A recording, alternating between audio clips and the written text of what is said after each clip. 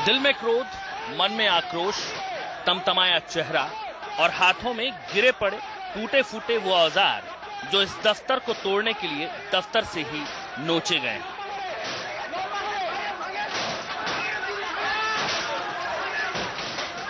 ताकत से 3 गुना जोर लगाकर इस दफ्तर की ईंट से ईंट बजा देने का मंसूबा पाले इन माओं ने आज दुर्गा का अवतार धारण कर लिया है।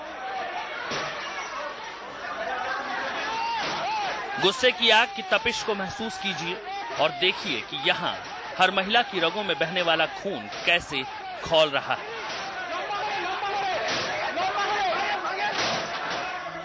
कैसे, कहां और क्यों हो रहा है, इसकी हम पूरी कहानी बताएंगे। बस ये जान लीजिए कि एक मासूम की मौत पर यह हंगामा हो रहा है। निशाना बना है एक स्कूल। सैकड़ों की तादाद में लोगों ने स्कूल पर धावा बोला था। विरोध की आवाज इतनी ताकतवर थी कि इसे काबू में करने के लिए पुलिस को फोर्स तक बुलानी पड़ गई। लोगों से अपील करनी पड़ी कि वो शांति बनाए रखें, लेकिन पुलिस को भी गुस्साई पब्लिक ने नाक को चने चबवा दिए।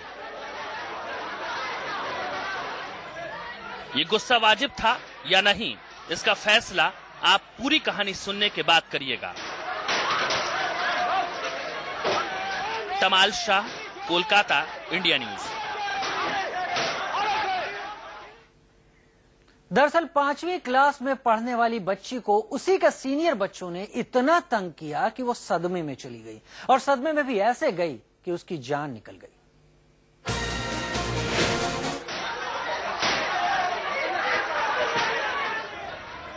पांचवी क्लास में पढ़ने वाली ओइंद्रिल दास की मौत के लिए इतना बवाल क्यों? ये सवाल इसीलिए क्योंकि इसी के जवाब में छिपा है कोलकाता के क्राइस्टचर्च स्कूल में हंगामा करती इन माओं का दर्द। 5वीं में पढ़ने वाली ओइंद्रिल दास की तरह ही इन सभी लोगों के बच्चे इस स्कूल में पढ़ते हैं, और जो ओइंद्रिल के साथ हुआ वो कल इनके बच्चों के साथ भी हो सकता है।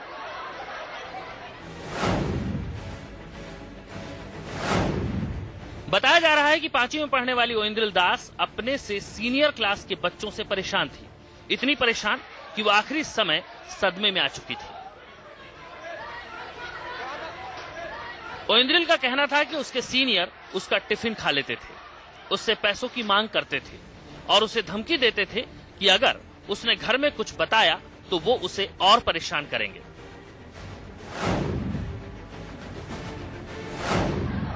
परेशान करने का यह सिलसिला कई दिनों से चल रहा था, लेकिन हद तो तब हो गई जब सीनियर बच्चों ने एक दिन ओइंद्रिल को स्कूल के बाथरूम में बंद कर दिया और वो घंटों तक उसी बाथरूम में बंद रही।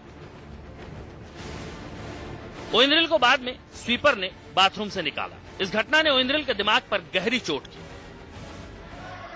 इस बड़े बवाल के पीछे बड़ा सवाल यह था कि ओइंद्रिल के साथ जो हुआ वो किसी भी बच्चे के साथ हो सकता है, देश के किसी भी स्कूल में हो सकता है।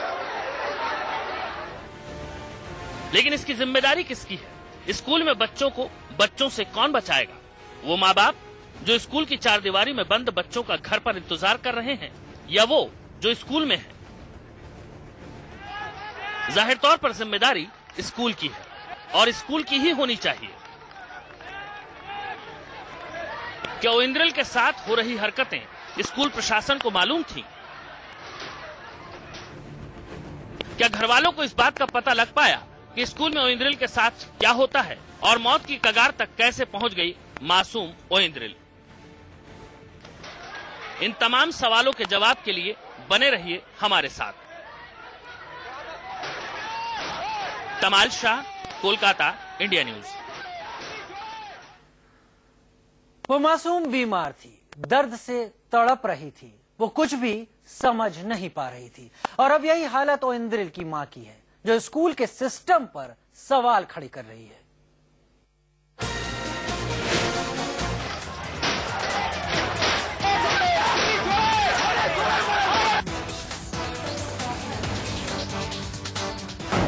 मासूम ओइंद्रिल की मौत ने पूरे परिवार को हिलाकर रख दिया। लाडली के गम में बदहवास पड़ी है, बस सांसें चल रही हैं। उसके सीनियर्स ने बाथरूम में घंटों के लिए बंद कर दिया। उसी दिन से ओइंद्रिल की जिंदगी ने उल्टी गिनती शुरू कर दी। ओइंद्रिल ने पेट में दर्द की शिकायत की और उसे इसी महीने के पहले सप्ताह एक प्राइवेट अस्पताल में भर्ती कराया गया। वहां ओइंद्रिल ने डॉक्टरों से आपबीती बताई।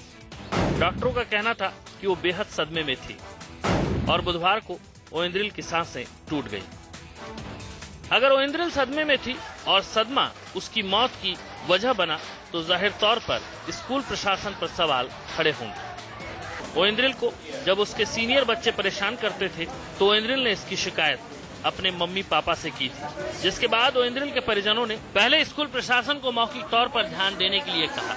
बाद में जब कोई ध्यान नहीं दिया गया तो बाकायदा लिखित में शिकायत की गई, लेकिन उसके बाद भी क्राइस्टचर्च स्कूल प्रशासन ने कोई ध्यान नहीं दिया और नतीजा ओइंद्रिल की मौत के रूप में सामने आया। अगर स्कूल प्रशासन शिकायत पर गौर कर लेता तो ओइंद्रिल आज इस दुनिया में होती, अपनी इस माँ की गोद में होती, लेकिन सिर्फ लापरवाही की वजह से वो मासूम इस दुनिया से चली गई और भेड़ बकरियों की तरह चलाए जाने वाले स्कूलों के सड़े हुए सिस्टम पर सैकड़ों सवाल खड़े कर गई। तमाल शाह, कोलकाता, इंडिया न्यूज।